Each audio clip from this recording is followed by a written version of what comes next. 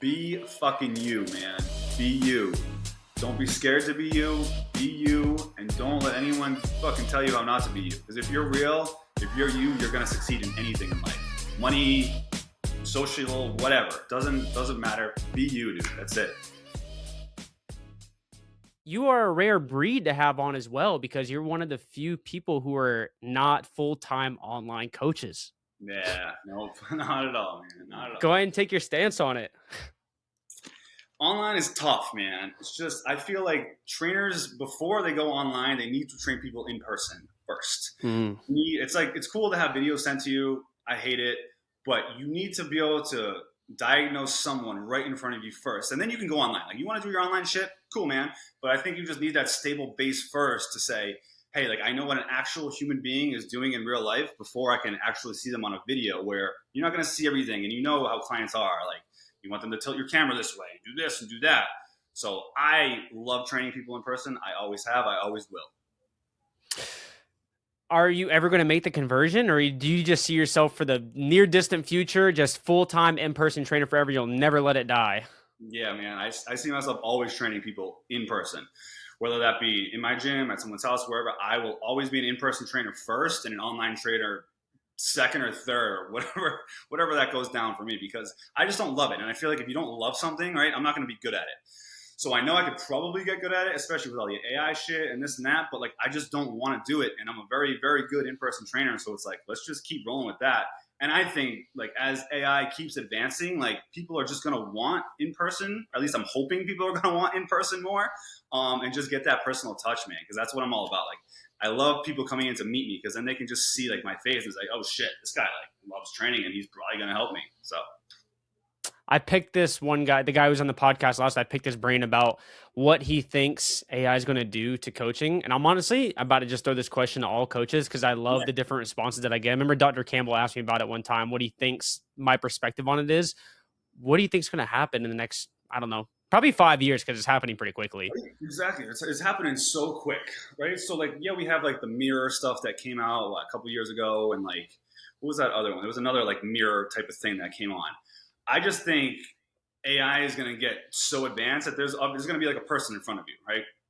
At some point, whether that be like a hologram or whether it be like one of those actual robots that they're fucking coming out with. I can swear, right?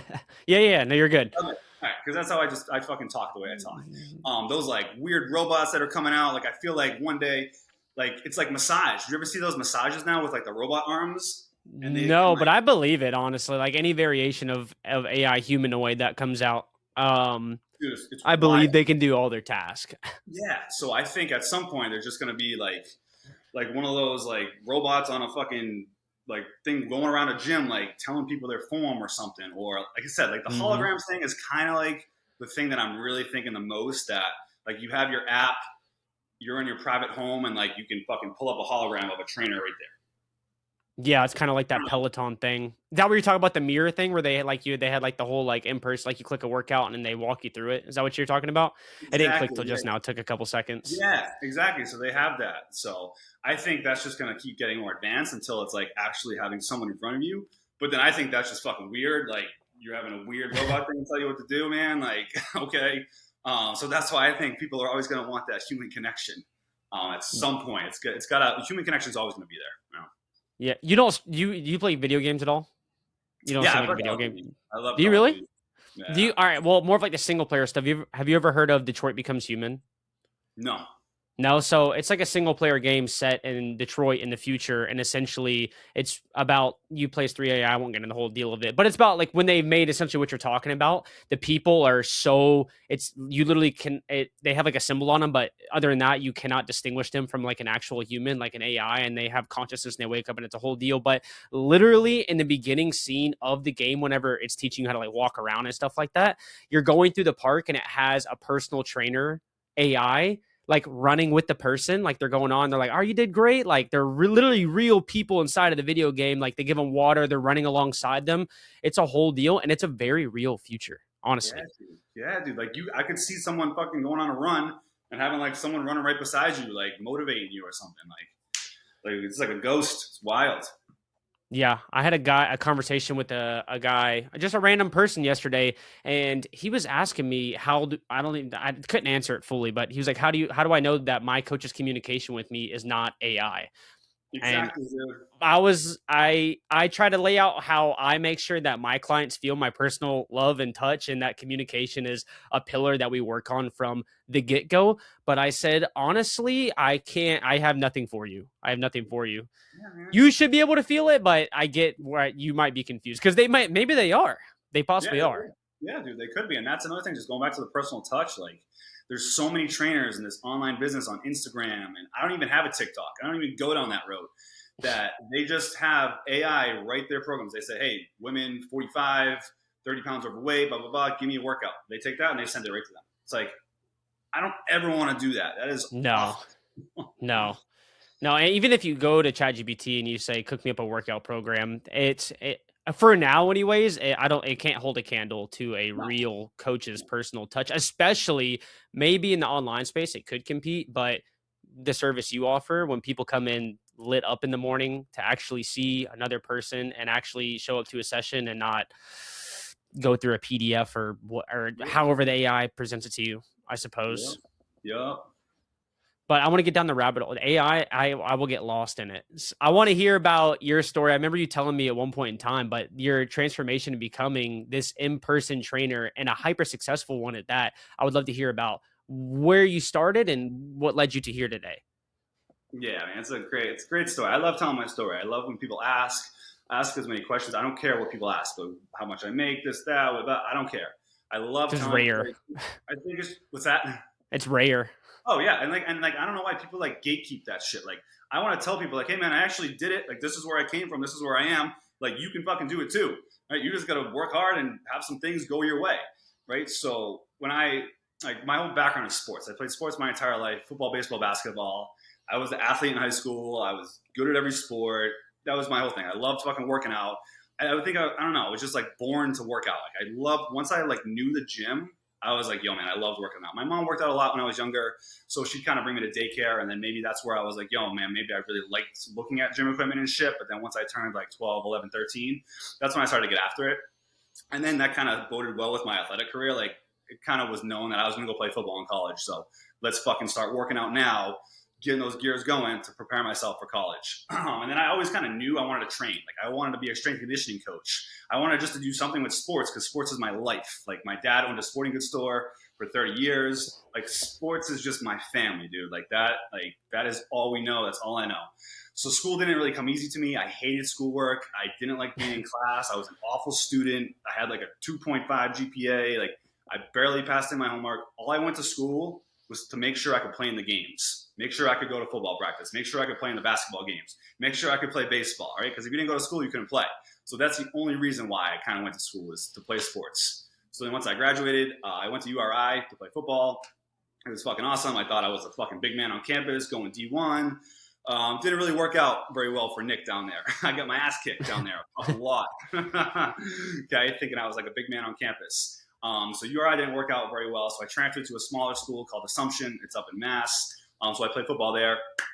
So there, they didn't have any type of like kinesiology or exercise science type program. So I always knew I could get my certifications. I could be a personal trainer online. I could get ISSA. I could get ACE. I could get NASM. So I was like, you know what? Let me get a degree in criminal justice. Be a cop. I guess I'll be a cop for like my normal life. And then I'll train on the side. And that was kind of like my dad, like, hey man, you can't be a personal trainer your whole life. Like, you're not going to make money. Like, that's stupid. Like, you got to get a real job. So I was like, okay, I guess I'll be a cop, whatever. So then I graduated in 2013. I got a job as a correctional officer right out of school. 6 months after school, got a job as a juvenile correctional officer up in what's called Lowell. So it's a little north of me. Not the best area. It was a very hard job for 2 years. Okay. I was stressed every day of my life, right? It was a good job right out of school. I was making 60 grand a year. So as a kid that graduated, it was pretty fucking good back in 2013. I had great benefits. I could work out whenever I wanted to, but I hated the job. So after like a year, I switched to night shifts only. On those night shifts, I started taking classes for personal training. I was just doing all these little certifications here and there in nutrition. So then I finally got hooked up with ISSA. I was like, ISSA is easy for Nick because I can do it all online. I didn't have to go take a test anywhere. I didn't have to go to a testing center because, like I said, I was an awful student and I hated it. But I knew how to work out, right? I knew how to fucking power clean. I knew how to do programs. I would work out with my buddies and do all their programs. And I was always one of the strongest kids on the football team. So I knew how to work out. So I was like, yeah, if I just get a little certification, I could probably start training some people on the side. So I did that during night classes, got my certs. So then I started training people at this gym called BSC, kind of on my way up to like the correctional officer place. I started taking off there. It was awesome, but I was grinding. Grinding is an understatement, dude. I would literally work at the jail from 3 p.m. to 11 p.m., 11 p.m. to 7 a.m., go to the gym, train people at 8, 9, 10, go sleep, and do it all again. I literally did that probably for like 4 or 5 months, just grinding like every single day, 3 to 11, 11 to 7, train clients every day. Or I'd be in the gym like on Friday nights and trying to train clients and get as many clients as I could. So that was like 2014. Thankfully, I met my then girlfriend, now wife, Julie. She didn't see me at all. We never fucking hung out, never did anything. She goes, here one day. She hands me this paper. I was like, what's that? She hands me a resignation letter to the correctional officer job. She said, quit being a correctional officer. Go be a trainer full time. You love it. I can tell you love it. And I want to fucking see you more. So March of 2016, I kind of went balls all in, dude. Dove into the gym full time. That first year, I made $80K at the gym full time. I was like, Damn. this is what I'm meant to do. So then I was at Boston Sports Club. It was a big gym up here. A lot of people know like New York Sports Club and Washington Sports Club, and kind of that whole sports club is like Northeast up here. Shitty company now, but it was a great company back in fucking 2016 when I was there. So I ended up being one of the top trainers in the company. I was there for 6 years. So from 2014 to 2020. Top trainer in the company. It was awesome. I was kind of running that gym. I was a top trainer there. I would kind of have trainers come in. They would shadow me and stuff. I would help them out, kind of try to get them going and shit. And I loved doing that, like kind of mentoring stuff. And then 2020 hit, right? In March. We all know how that fucking went. That shit show. But it made me open my own business. So COVID was a blessing and a curse for me. Me and my wife, Julie, fast forward, we got married. She's great. We've been married for 7 years now. She's great. She's great. She's the best. She's the best. So anyways, when I got laid off, me and her were actually on vacation at Universal Studios in Florida. So I got a call from my manager at the gym, like, hey, Nick, we're shutting the gym down. You're going to get laid off. And I was just kind of like taken back, like, what the fuck? Like, you're going to lay me off? Like, at the time, I was making $130K at the gym. I was bringing in about $300K for that gym. And I was like, you're really going to lay me off right now? Like, I'm making the most money for this gym. Like, I was trying to shoot out ideas. Like, yo, man, why don't we just shut it down to personal training only? Why don't we just try to figure some stuff out? Like, let's not lay trainers off yet. Let's just kind of see over the next month. Because they did it super early. It was like March 3rd or 4th. It was kind of before everything kind of starting to hit the fan. So I was kind of like, what the fuck, man? Like, why don't we mold this into something that's going to be good for this gym and we don't have to close? And they were kind of like, no, like, we're closing, you're getting laid off, go on unemployment. And I'm just like, I gave my life to this place, bro, for fucking 6 years. Like, literally my life. And I was making $130K. Me and Julie were getting all of our benefits there. So at the end of March, all my shit was just cut. No more benefits, no more health insurance. I had to cash out all my vacation time.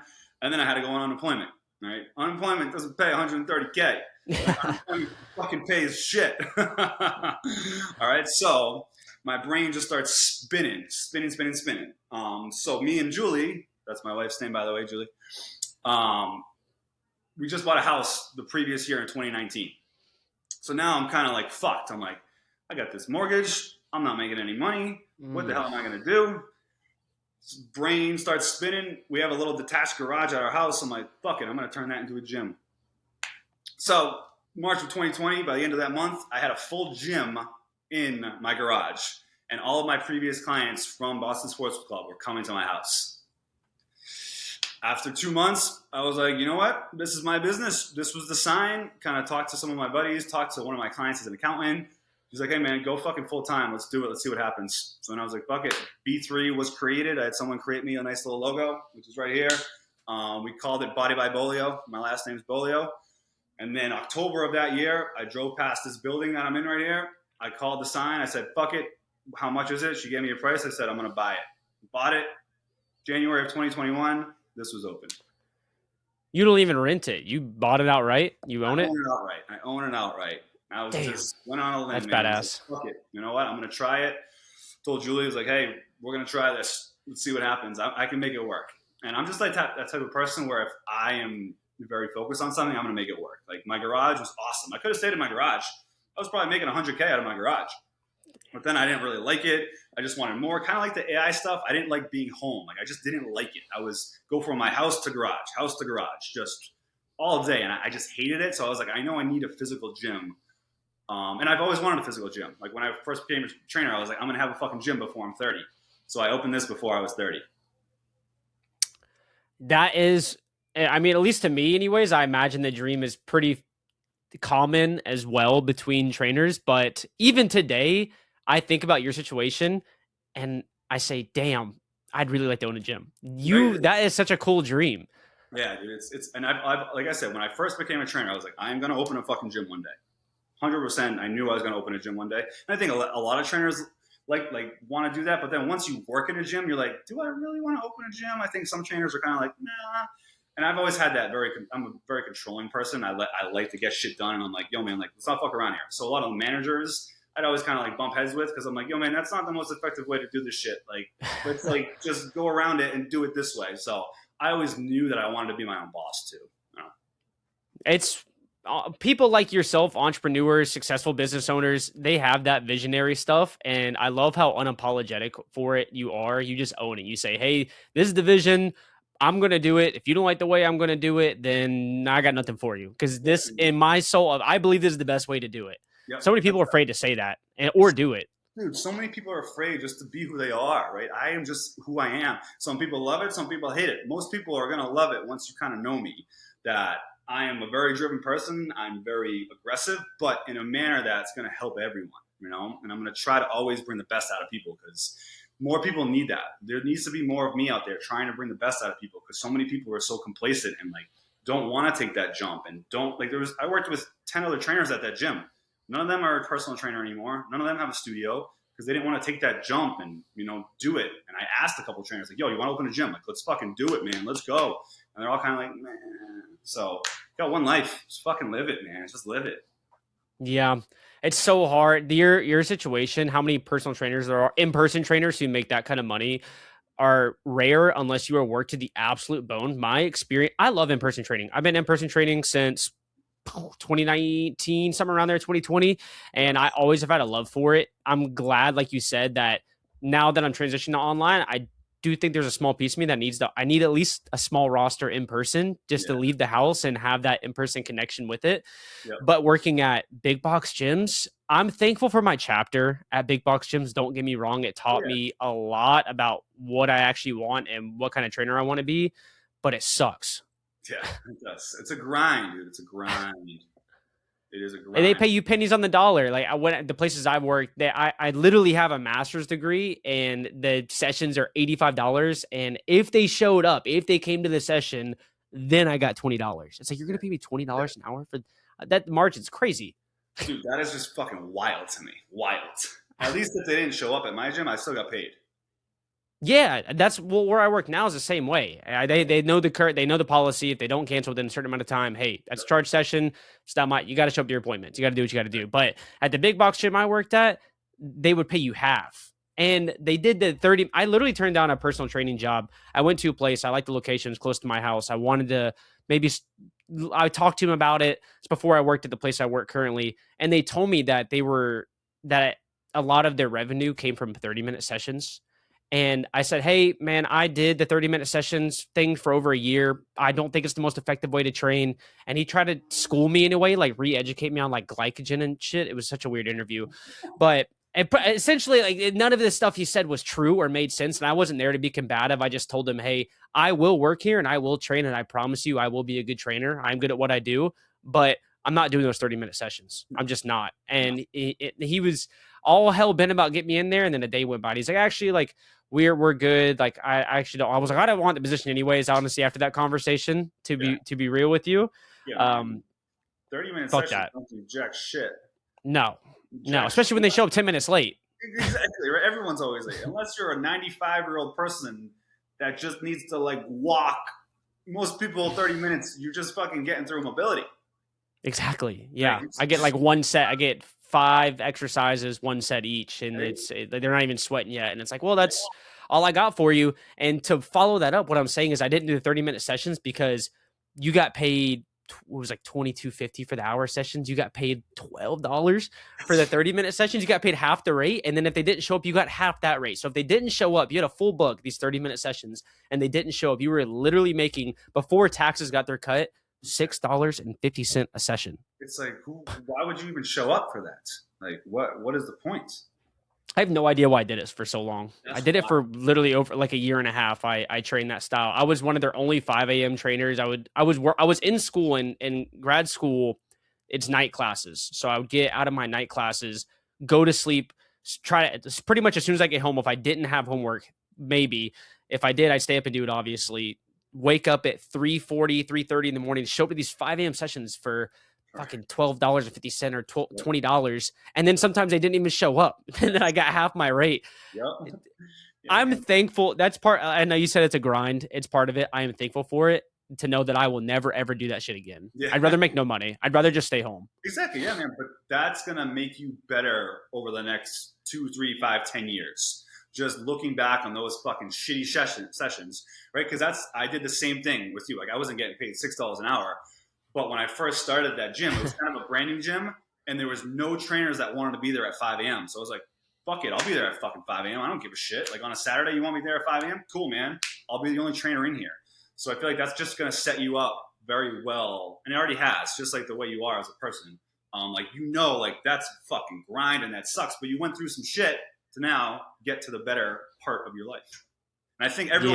everyone has to go through some shit. If you don't go through some shit, then you don't know like what shitty really is. Like if you're just here, go here's a $130 session, like right away on a silver platter. Here's 40 clients. Like you're not gonna appreciate that. You're not gonna appreciate the awesomeness. Like I appreciate my business so much now because of the shit I went through to get it.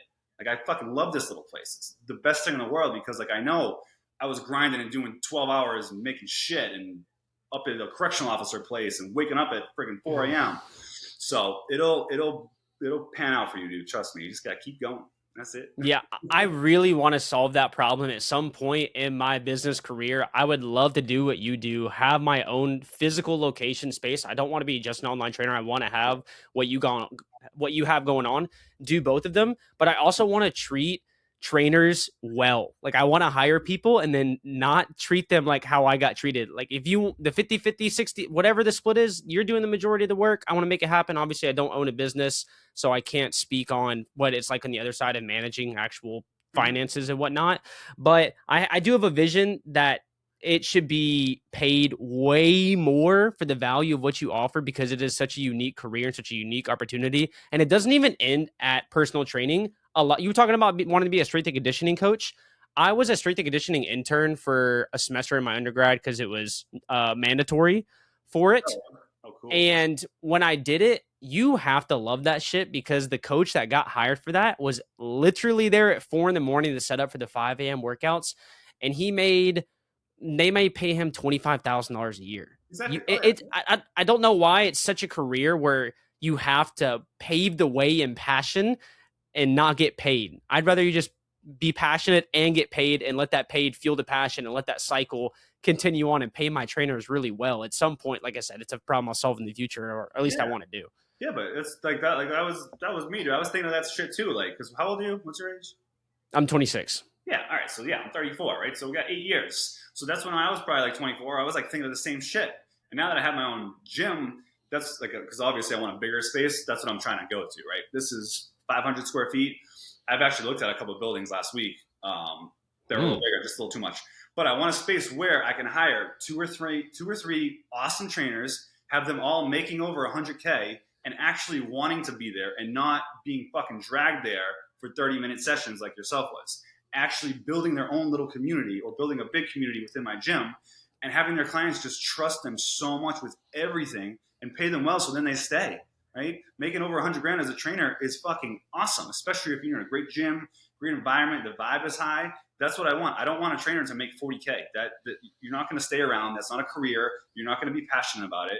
if you're making 70% of a session, you're probably going to stick around for a while and love what you do and treat your clients good. And the clients are going to get results. So that just bodes well for the whole gym. Yeah. Every time we talk about this, the last time you gave me some of your time and you were so willing to give it, and I'm thankful for that as well. The advice that you gave me and all of it, it honestly fired me up to want to in-person train, which is something that often takes a back seat in my current business goals or what have you. I really want to be an online coach. I'm really working hard on that because I forget just how much love or just how much the good days of in-person training fuel you up. Like when you go in and all of your people show up, they show up on time, they're happy to be there. And for some reason, some days are better than others where your coaching cues and your ability to instruct and give somebody a really good session just feels top notch. And you get done with all of it and you're like, damn, I just kicked like 12 people's asses in a row and they loved every second of it. I loved every second. That didn't even feel like work at all. Exactly. That's why when I go home some days, Julie's like, how do you have so much energy? You were just at work for 12 hours. I'm like, everyone fucking hit PRs today, babe. It was like an awesome day. I had girls ripping out chin-ups. Like some dude fucking deadlifted 300. It was just an awesome day. And I'm just fired up. It was great. So that's why, and that's another reason why I love this shit, man. Because like, it's not just a 9 to 5 where we walk in and we just sit there and we're just like on the computer. Like I'm talking to a different person every hour. Like it's awesome. They're telling me about their day. They're telling me about their kids. Like the amount of clients that came to my fucking wedding. Like it's just, you build such awesome relationships in this profession. And it's so underestimated. Like you said, like it is such a high reward profession and you can change so much of someone's life just like with an hour of our session a week. It's like, and like so many people don't see that. Like it's more than personal training. It's more than being a fucking meathead and knowing how to put weights on a bar. It's knowing how to talk to people. It's knowing how, hey man, I know this person's having a rough day. I know how to dumb it down today. I know that this person fucking hates squats and she's in a bad mood today. She was fighting with her husband. So I'm going to make her do a different knee dominant movement that she's not going to hate. Right. So just stuff like that, you ebb and flow as training. And that's why I love it, dude. I just love it. And I think everyone, when they talk to me, they know I love it. So. Yeah. I love the days when you have you build such a good relationship with the person over time that you can almost instinctively know exactly what they need for that day. And sometimes you just fucking nail it. Like when people come in and I had a guy, I'm not feeling it today. I'm like, all right, well, guess what? I'm about to kick your ass for saying that, for saying you can't do it. I want to show you that you can do it. And you're probably going to thank me afterwards. And they usually do. Yep, exactly. They're like, dude, I really needed that session. Thank you. Because then that's a whole other different mindset. You got endorphins going on. You're not thinking about whatever you came in thinking about. And then they leave. And then you're just sitting there like, yes, I'll see you next week. Or just being that they would not show up to that session if it were not for you being there. Like I had a guy, it was a week or two ago, tried to cancel on me, literally text me, hey, I'm not going to make it today. But I noticed it had happened a little bit more often than usual. I said, hey, is it actually because you can't make it today or because you just rolled over and you're feeling kind of tired? Because I'm up. It seems like you're up because you're texting me. Let's just make this shit happen. Like, come on. He's like, all right, fine. I'll be there and show up. And same thing after the session. Oh, dude, thank you. I wouldn't have come if it weren't for that. So that is exactly why AI will never take our job, in my opinion. Yeah, 100%, dude. Just being real, just being a real person, and that's why you're going to be a very successful trainer because trainers don't do that. Or like some people just want to take the cancellation. They just want the client to cancel so they can take the money. If a client cancels, all my clients know, like if you cancel on me, you better be sick or you can't make this because I will send you text messages to make you feel like you need to be in here so much. So I have a very low cancel rate too because I want everyone in here. Like, I'm like, no, you get your ass in here and you will feel better after. Trust me. And they always do. So, and exactly, that's what AI cannot replace. It cannot replace this human connection, this human touch that a lot of trainers have and need. Because that's where a lot of trainers miss. So many trainers can be so fucking smart. They can have every physiology degree and this and that. But like, if you can't translate that to like a human connection, it doesn't matter how smart you are, man. I don't care if you can fucking do the Cunningham equation over here. Like whatever, man. Okay, that's cool. That's awesome that you can tell how much power that person just output. But like, can you just tell when they're having a bad day? Can you just tell like when they need maybe a little extra minute rest? Shit like that. My mentor taught me it changed everything about the way I approach people. You ever heard of the trans theoretical model of change? It's like essentially all it says is people you're cyclical in nature. It's just human nature to go in certain types of cycles or what have you. And it identifies the 7, I believe, stages that at any given time, you are somewhere in that stage. You are Mhm. somewhere in one of these particular stages of change. And if you can accurately pull that out of somebody and get to know somebody well enough to know exactly where they are in that model of change and apply your program to what they need specifically, not to, like you said, flex the Cunningham equation, but to Right. particularly melt it down a little bit and make it digestible for where they're at, the client success that comes out of that is unreal. Gosh, the changes that I've noticed in people where he framed it, it came in the sense of you don't want to give somebody a meal plan and they don't even know how to grocery shop, you know? Exactly. That was like a very simple like way to put it, but essentially you want to meet them wherever they are at inside of it. And people really, really appreciate that. Really knowing, like you said, when they're having bad days, knowing the difference if they really do need to get their ass kicked or just showing up today that was the max. Getting through Exactly. this, you don't have to kill them. Good job. Yep, exactly, right. And that's where I think, like, early on in my training career, probably when I was like 22, 23, I definitely didn't do that. I definitely was like, what the fuck? You don't want to work out? Let me just kick your ass and you'll be fine. Like, I definitely Mm. didn't kind of understand people in that sense until I've gotten a little older too. And owning my own business helps. But just having that human connection, man, like I said, like, there's been some days clients that come in, they look like complete shit. I'm like, you know what, we're going to take a walk today. And they'll be like, oh, thank you. That's what I really needed. I'm like, yo, I have like a nice trail behind my business, which is kind of awesome. But yo, man, we're going on a trail. We're taking a walk. We're getting some sunlight. We're getting some fresh air. You're just going to talk to me about whatever's going on in your day right now. And then you're going to feel better after. If we need to be out here for 10 minutes, we can be out here for the full hour. Whatever is going to make you feel better. And then that's it. Yeah, that man, I love you nail that. So many trainers have no idea. Unfortunately, there is. I'm not here to bash trainers at all by Yeah. any means because I know there's a million different ways to fix one solution.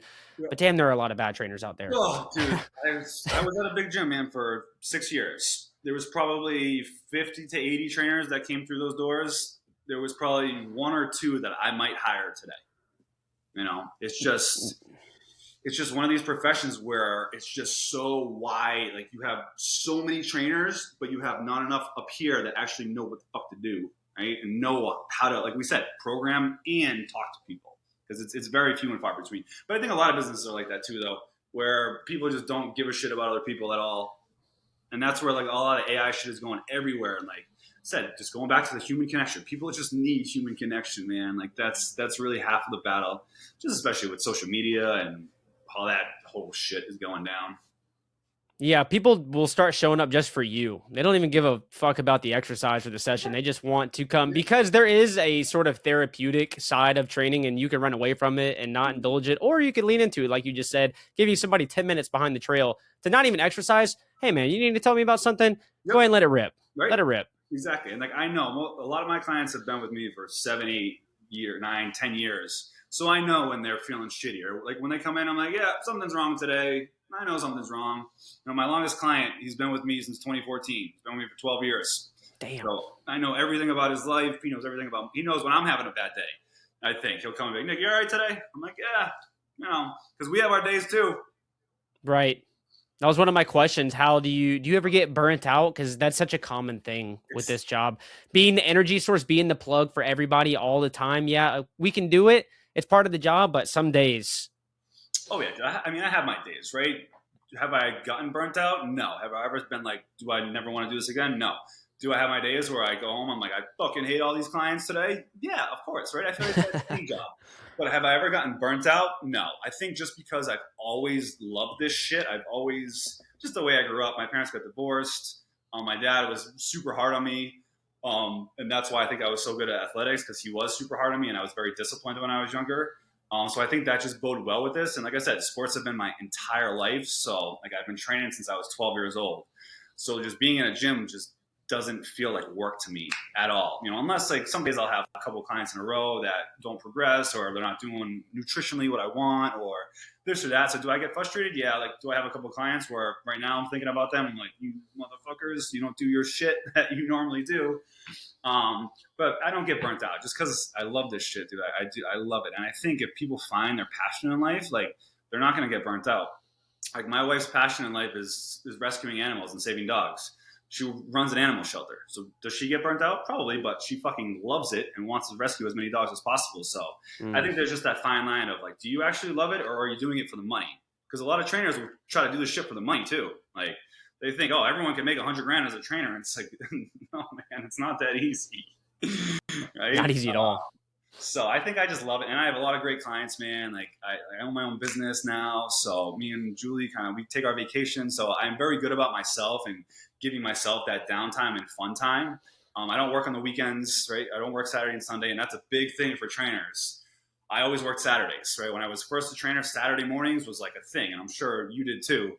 That Hmm. people love to work out on Saturdays when they're off. They love to work out on holidays when they're off. So I worked every holiday. I still work Thanksgiving. I love working Thanksgiving morning because a lot of my clients like to work out that morning. So I do it for them, because I enjoy it. I don't do it because I'm like, oh, I need the money or like, oh, fuck, I got to go and grind. Like I do it because I like it. And I know I have 3 people that have done Thanksgiving sessions for like 8 years and they enjoy it and I enjoy it for them.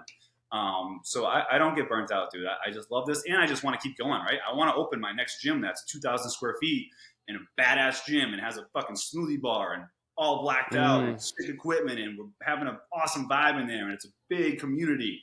That's why it just keeps me fired up, man. I just love this, right? And I just love working out myself. I don't really have goals myself, like lifting wise. Like, yeah, I want to deadlift 600 pounds one day, but I just love coming in and working out and being able to move my body and just the way I talk on Instagram and being able to do crazy shit and being able to do cool stuff and being appreciative for my body and what I can do and what I can't do. So I'm just like an overall like happy person, man. It's just I just love life. You can feel it. You really can. Authenticity of the love is exactly why you have 14-year client, like the people that Yeah. stay around so long, because you really do love this and you can immediately tell when someone is doing it and they're like, they hate this shit. Yeah, They do it's not enjoy this at all. yeah, 100%, dude. Right, and that's why like when I don't really do fitness assessments anymore because I haven't taken a new client in like 2 years. But like when people come in and meet me, they're like, "You fucking love this." I'm like, "Yeah, I do."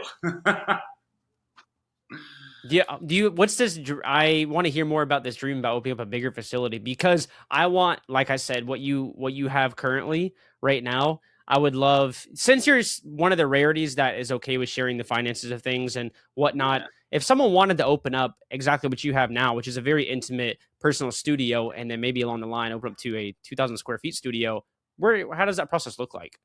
yeah, man. So right, so after I got laid off, right, I've always been pretty good with money too. That's why I like to talk about it because I'm very good with money, and I think a lot of people are not very good with money. So that's why I don't mind to talk about it. Like when people are like, "Don't ask me how much I make," I'm like, "I'll fucking tell you right now how much I make." One, because I'm proud of it, and two, I want to tell you that it's possible. So when I first opened this, I was grinding at my house, right? So I had that gym at my house, and I was just stacking away money, dude. I was just training clients, and then I was getting unemployment too, right? So I was getting a little bit of that, but I would just fucking train people all week, right? Probably make like a couple grand, and then I would buy a piece of equipment, right? So I never took out a business loan at all for anything in this space, Damn. right? So this is a 500 square foot space. Like you see, I got like a rack back there and shit, and I got cables and deadlifting platform. But when I was at my house, I would literally work to buy equipment. Okay, like I would work one week, then I would buy like some steps. I would work another week, buy a hex bar, work some more, buy a new bench. And I just kept accumulating stuff. So I fit as much as I could in my garage. And then then I drove past this one day, called, I made an offer. Thankfully, I have a amazing wife, like I keep saying. Her uncle ended up giving me a personal loan to buy this building, which is fucking awesome.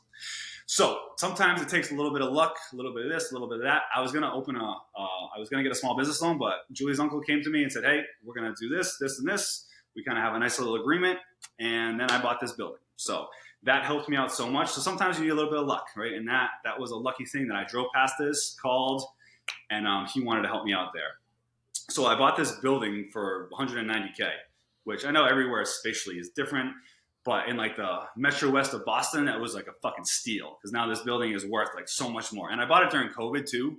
So it was kind of like, why are you buying a building during COVID? Like, you don't know what's going to happen. And I was like, motherfucker, I know what's going to happen. I'm going to make this a studio. That's what's going to happen. Okay. Right when I walked in, I was like, yep, I want to make this a studio. And she was like, what? I'm like, yes, it's going to be a personal training studio. She's like, okay. So it was a dental office before. Wild.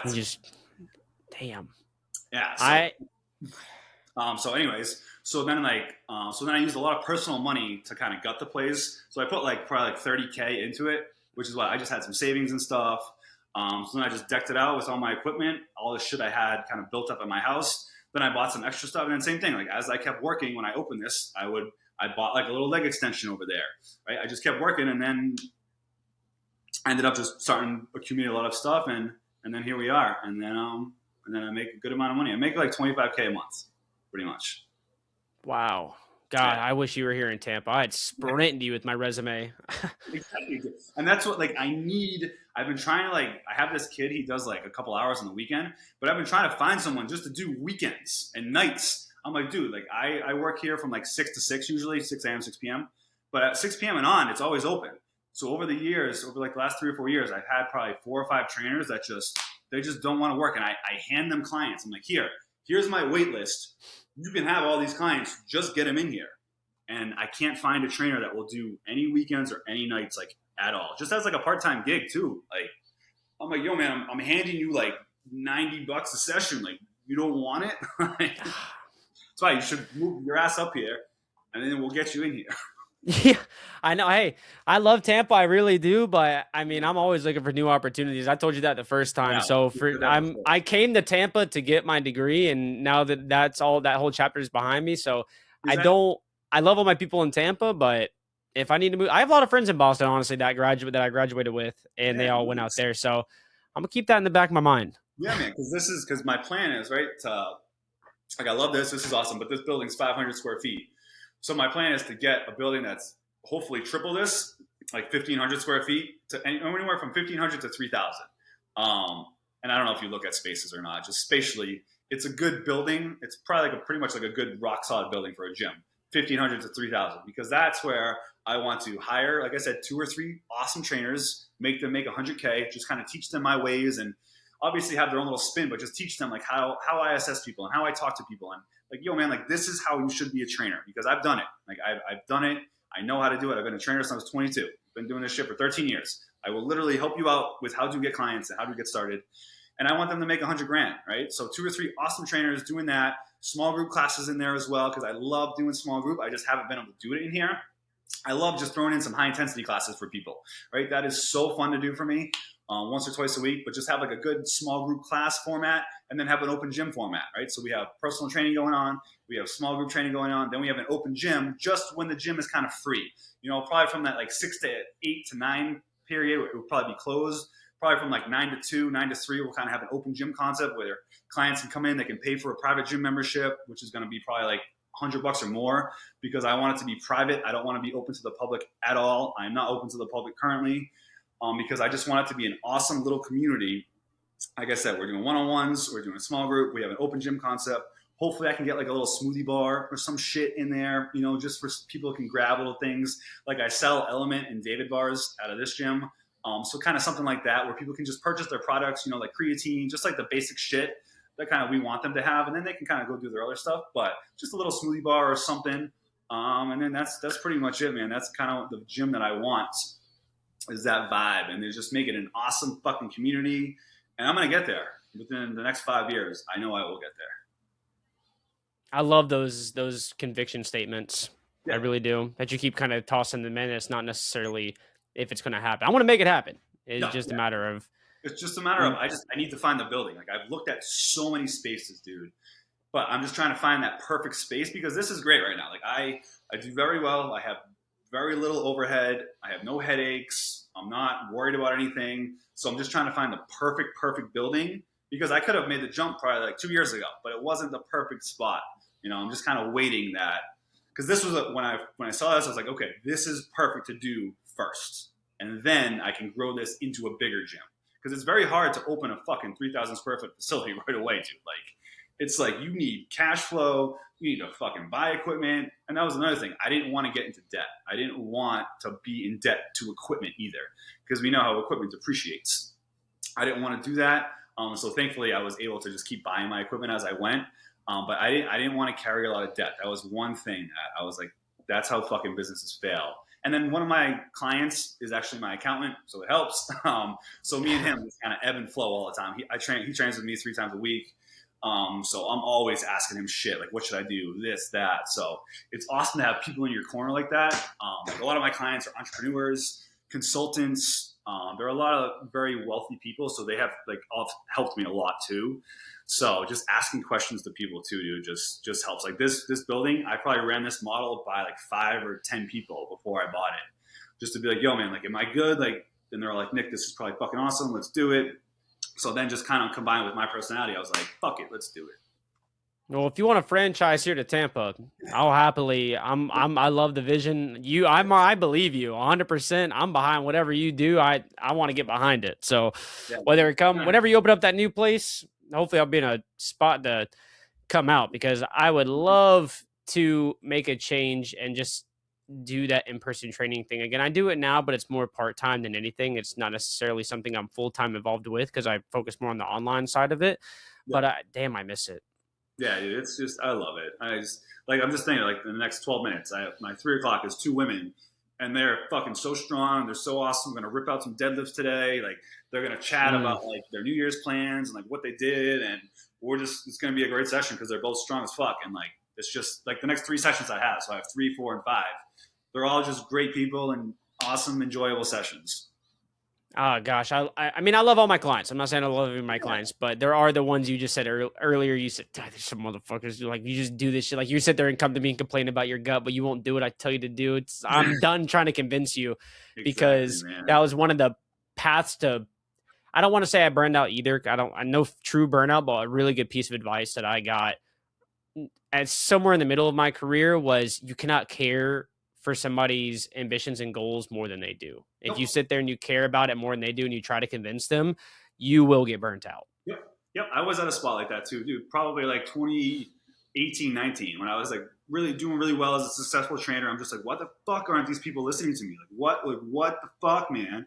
And then that's when, like you said, I took a step back, and it's like, I want them to succeed more than they want to succeed. So, like, what am I doing here? Like, I'm giving you everything. So if you don't want to do it, that's on you. That's not on me, man. I don't make the rules. I just teach them to you. That's kind of what I say to a lot of people. I'm like, hey, man, I don't make the rules. Like, you want to yell at me that you don't want to eat so much protein? Cool. But I don't make the rules. That's your body. Your body needs that much protein. And I'm just telling you that as a suggestion, you should probably eat that. If you want to do it, cool. But don't fucking yell at me when you can't lift that or when you can't build muscle. I've literally gone out of my way to build people free resources and say, hey, you want to solve this problem outside of here? I literally took time out of my day, did not charge you for it. Here it is. And I've have so many resources that have just died in people's text message conversations. They'll never ever use it. It was a waste of my time to do it. Yeah, like, you'll know the ones that really need you to, like, fucking pull it out of them. But some people are just like, hey, man, like, some clients I've had for 8 years, and now I just chalk it up to, hey, this is good movement for them. They're never going to succeed with their nutrition, but I'm still moving their body. I'm still getting them through a hinge pattern, a squat pattern, a press, a pull pattern. But are they going to ever succeed with nutrition? No, but you know what? At that point, it's not on them. It's not on me. It's on them. That I'm just helping them move their body. You don't want to eat well? Oh, well, man. I still want you to work out. Yeah, it took me a minute to adjust my level of care, because at first, whenever I did that or I dropped it to match them, it felt bad to me as a trainer. Like, I was failing them. They didn't get the results. And it's such a common thing where they don't get results. And immediately, of course, you say, what did I do wrong? I'm the coach. They didn't get the results. I fucked up somewhere along the line. But it's not always like that. It really isn't. No. Sometimes, once in a while, do I program something bad? Yeah. Do I fuck up? Of course. Fuck, I shouldn't have gave that person that, right? But most of the time, like, it's on them, man. Like, we're doing exactly everything that we can do, and if they don't want to even meet us halfway, that's on them, right? They're paying us.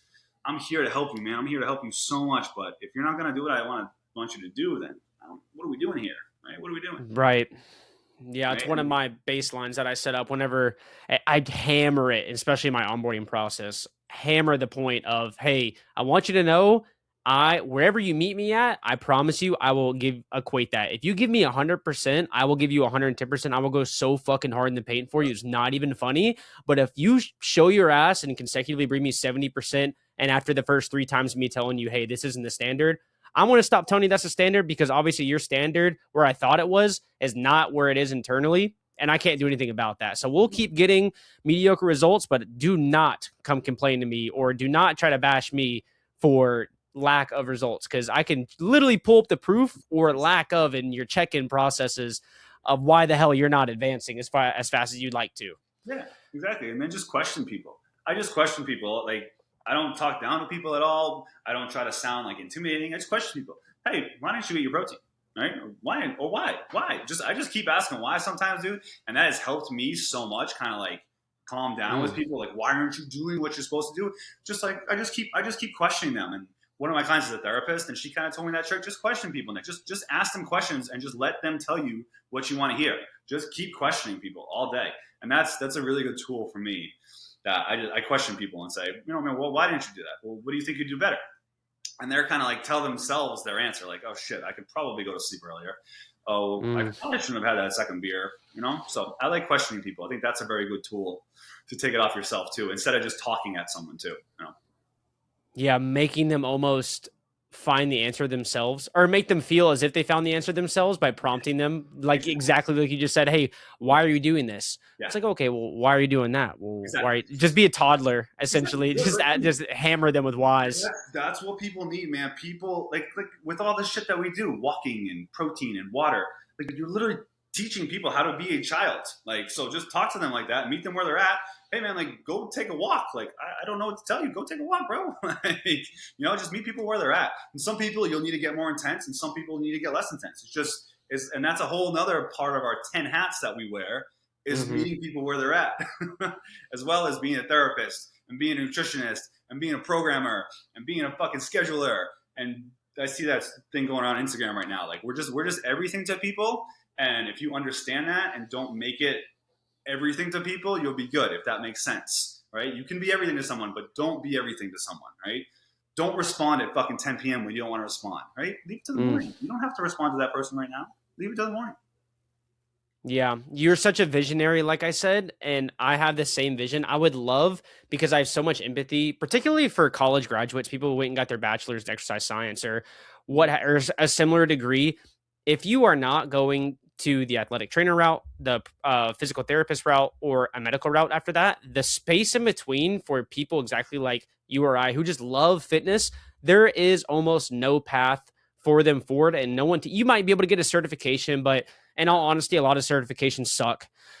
You might be able to go to school for it, but the school teaches you the textbook stuff, and 80% of the textbook stuff doesn't even get applied because people are people, and that's always going to be the baseline problem. I would love to put together some type of, I hate the word certification, but some type of career path forward for these people to teach them the tools so they can be successful in what they do, and also not get paid $6 an hour for it. Exactly. Yeah, man. Like I've always thought about, like I want to mentor train. Like I want to teach trainers how to be a fucking trainer. Like that's what I did when I was at BSC.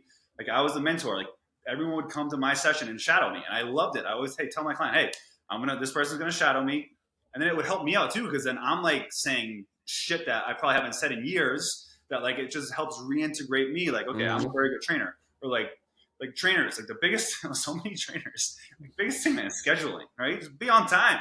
Be on time, motherfucker. Yeah. Look good, right? Be put together, right? Have some type of uniform, right? Those are like two of the biggest things, and that's with any job. Like trainers just need to be taught how to be trainers, or like a good one is like where to stand, right? If you're training a female and they're doing a plank, don't fucking look right in front of them when they're planking. Stand to the side of them, right? Stand over here, stand over here. Just these little nuanced things that trainers like don't do or don't say, or don't have your phone out during the session, man. Like, yeah. So I don't know. I know they have all these like online things and like academies and like how to be a trainer and this and that. And I've thought about going down that route, but like I just don't even know where to begin with that, man. So I've had people compliment me on the bare basics of stuff that I thought was just universally known. I had one lady and she said, Talon, you just freaking get it. Like you sit there and you tell me how to do the exercises and you're not distracted. You're not talking to other people. I'm like, have you had personal trainers talk? Is that a common thing that you run into? They're not telling you how to do exercise. That's the job. It's wild. Like so many trainers are wild, man. One of my clients was like, oh, you actually write stuff down? I was like, what? How am I going to know what you lifted last week, man? Like, he's like, yeah, my last trainer didn't do that. I was known at this big box gym that I got paid nothing for. I was the clipboard trainer because I was the only person who had everybody in a file, and I would pull what they did last week, so Yep. I'd know I'm not just guessing the numbers. And Yep. they're like, "Oh, look at Talon being a fucking nerd again, writing shit down." And I'm like, "That's Yep. how would I? How would I?